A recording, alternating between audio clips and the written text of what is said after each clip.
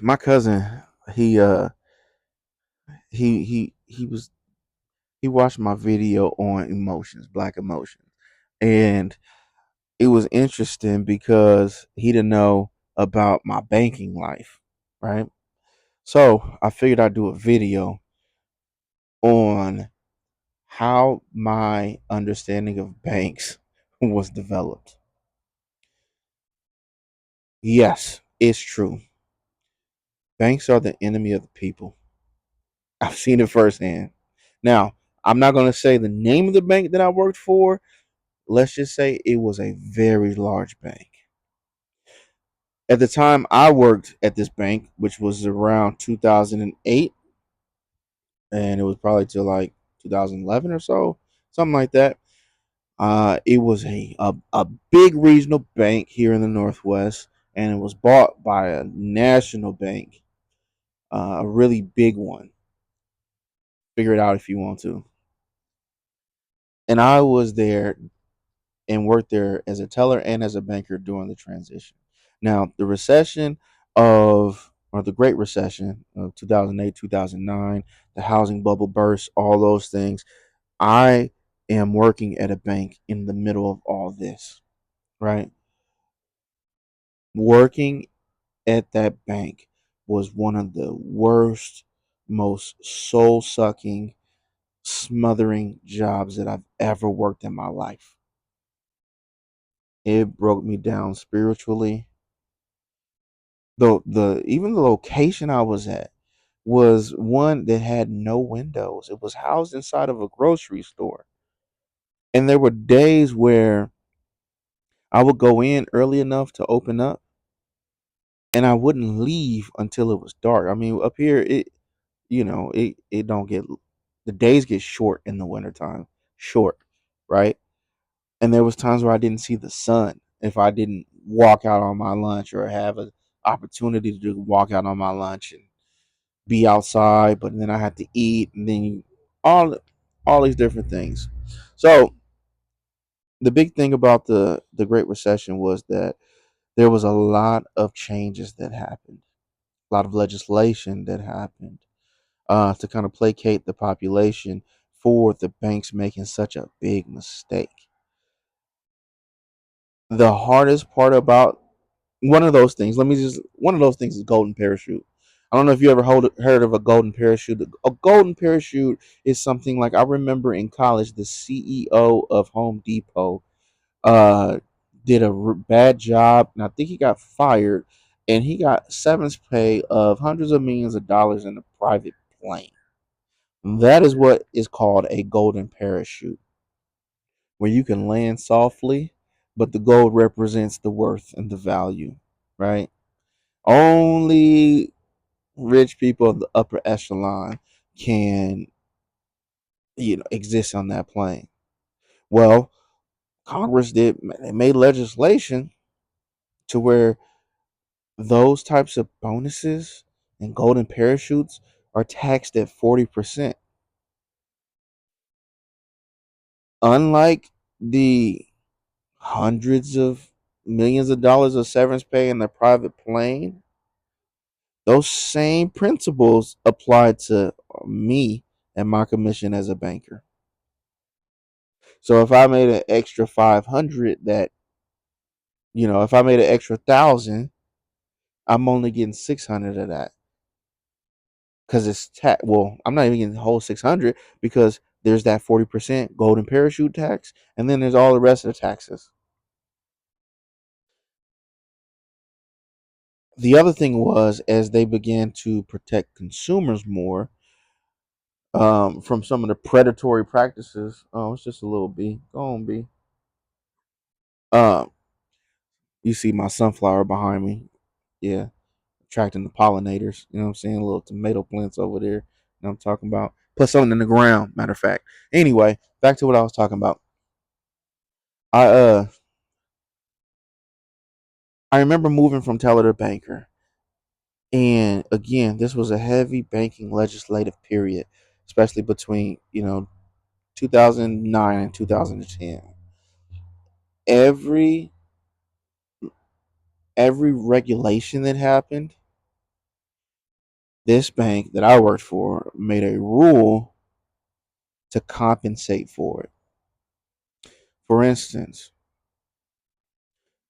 when overdraft fees became limited, right? You couldn't just let people just overdraft a whole bunch of times and get a whole bunch of money, stick them in a debt, and get a whole bunch of money from them and stuff like that. They began placing monthly fees on their accounts, on people's accounts. They began other things like you could get that fee waived if you have a credit card with them. You can get that fee waived if you have direct deposit going to your account. So they know people are more trapped in, like these things were like explained to me.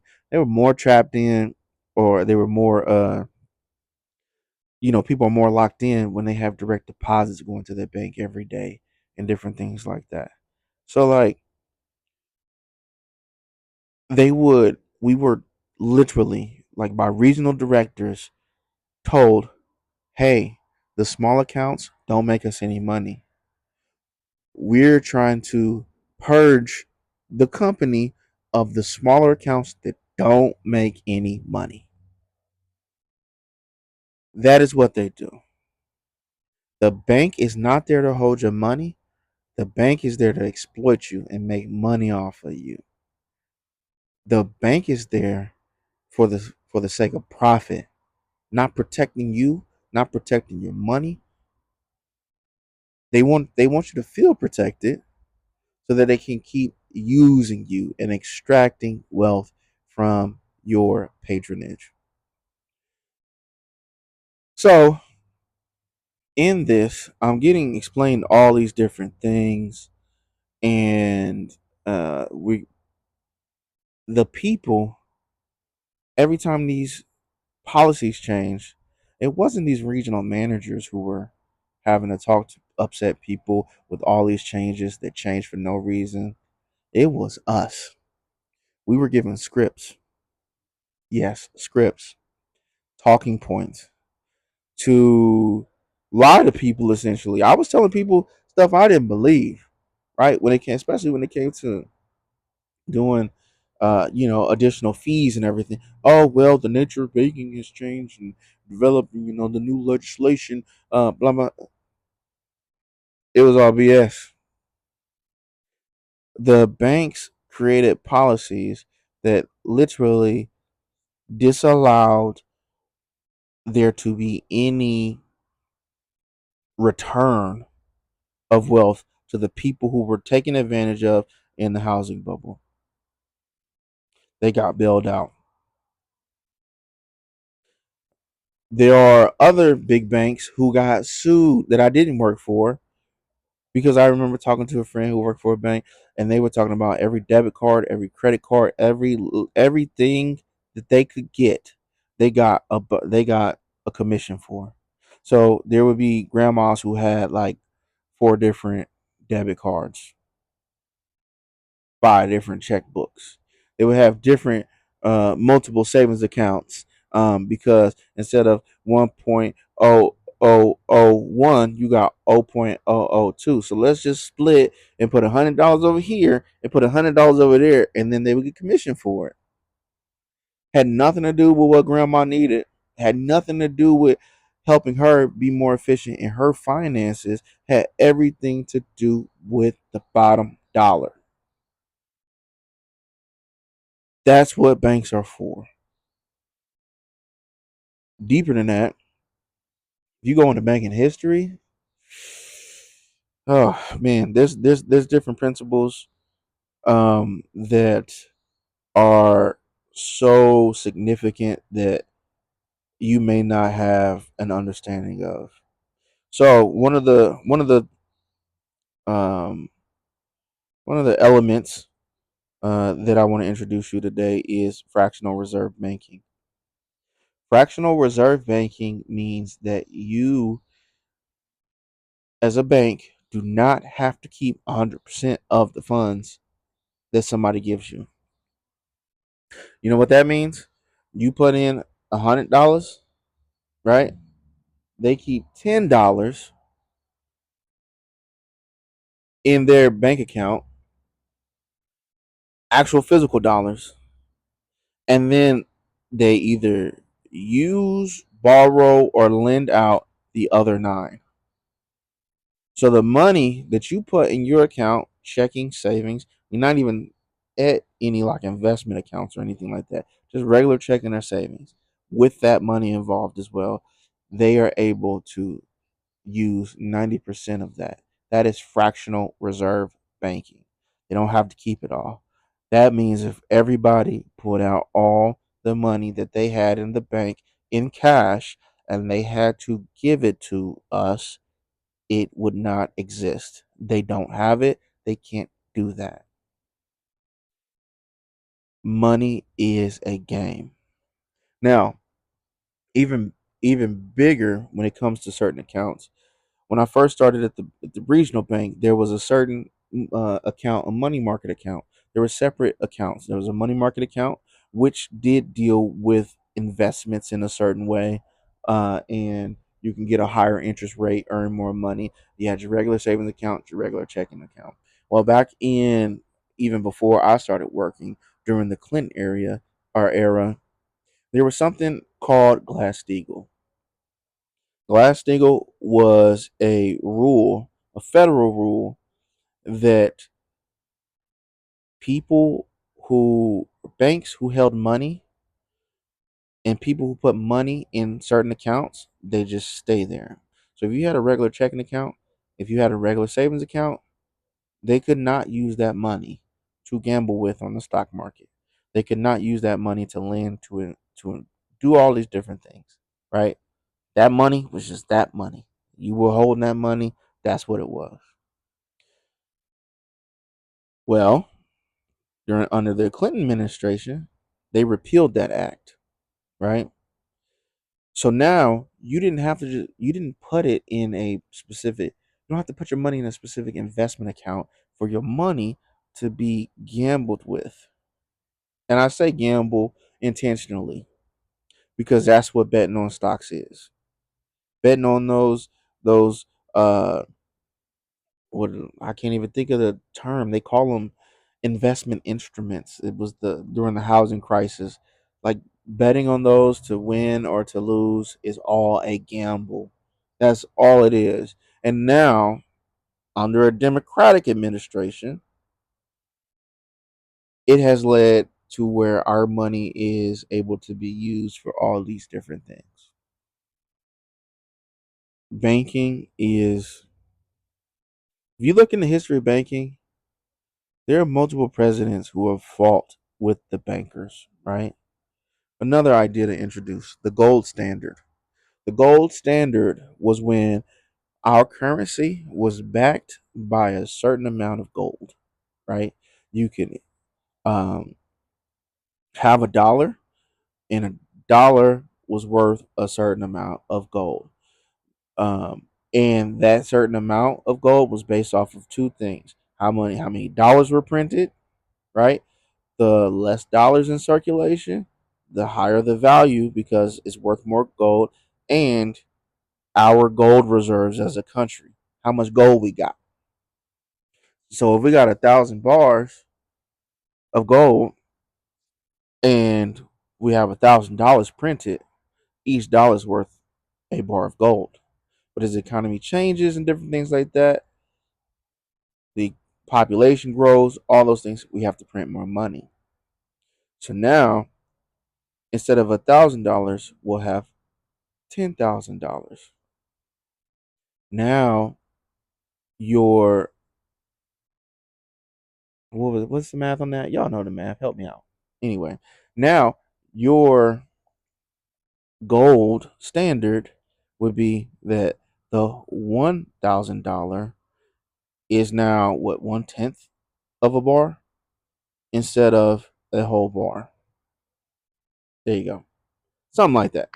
Um, Presidents fought over that.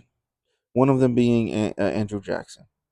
Andrew Jackson is a horrible, or was a horrible, despicable man, up there with the likes of the current president we have right now. uh, especially when it came to how he treated the people that he enslaved. He was known as a buck breaker. Um, when it comes to the Trail of Tears and what he did to Native folks on this land and Indian removal, how he participated in that hands on as a person, an officer in the military of some sort. I don't remember what branch. Horrible dude. Literally challenged somebody to a duel and just shot homie dead after getting shot. Now, some might call that G, I call it barbaric. Anyway, there are theories around JFK potentially going back to the gold standard and conspiracies around his assassination because of it. I'm not going to argue that with you. Stop being lazy. Go do your own research. All right. At the same time, what I'm trying to say is the banks are there for profit. The banks are not there to improve the country. The banks are not there to honestly improve the economy, the real economy that is. How easy is it for people to live? What they care about is the numbers and the continued wealth they can siphon from the country. A lot of people don't even know the Federal Reserve is not attached to our government at all. Nope. The president does appoint the Federal Reserve chair, and that's about all the power we have when it comes to the control of our money. How much more money is being printed? How much money is taken out of circulation? How much interest rates are to raise them or to lower them? Our government has no power in that at all. It is under the mercy of a collective of advisors, people who are on the Federal Reserve Board. And guess who those people are? The same CEOs that you know and hate. I ain't gonna name them. You find out who the CEO of this bank is, CEO of that bank. You go look. Stop being lazy. Go look and see who's on the board of directors for the Federal Reserve. The appointing of someone from the president has been for show because they are appointing these same people embedded in the banking system and dedicated to the banking system. Yes, Obama is one of those people. Hence the large bailouts banks got for playing with and gambling with these subprime mortgages, right? Gamble with those. They lost on those. They get bailed out, and they still took your grandmama house, your auntie house, your cousin house, your house. Your house got foreclosed on while they got bailed out because, in part, Barack Obama had a fair share appointee that was of the same ilk as all these banking people. We don't need banks as they exist today. There is nothing wrong with having monetary currency, digital currency. That is all fine and dandy. That we all need places to. We don't have goats and cows no more. I might got some sunflowers and got some tomatoes on the way, but I ain't got enough. We ain't trading and bartering. So having some type of currency is important in a modern world. I'm not trying to say do something different than that, but the control of that monetary element, the control that they have on the economy that trickles down to an impact on human life, they're just another entity that impacts and manages the delivery of human suffering. So again, Dark Chocolate here. Man, if you've been here with me this long, listening to me yap about my experience in the black hole that was, oh no, let me One more thing. I ended up working for another bank, and it wasn't a bank at all. It was a credit union. My credit union experience working for a credit union, the one that I did, regional one, was vastly different than working for that major bank. Vastly different. Sure, we still tried to serve customers and get loans when they made sense. Their rates and their levels were different. There were no subprime mortgages. There were better savings rates, and they operate differently. They don't operate off the basis of profit. They operate off the basis of because of a credit union. There's not a CEO that gets 500 million dollars a year, right? There is no CEO like that. There are people who are appointed. They're a board. They only get so much. They get paid well, of course. They manage money just like other banks through investments and different things like that, and do their best to build um, the funds of the bank. They do those whole things. At the same time, the fees are not there and not the same.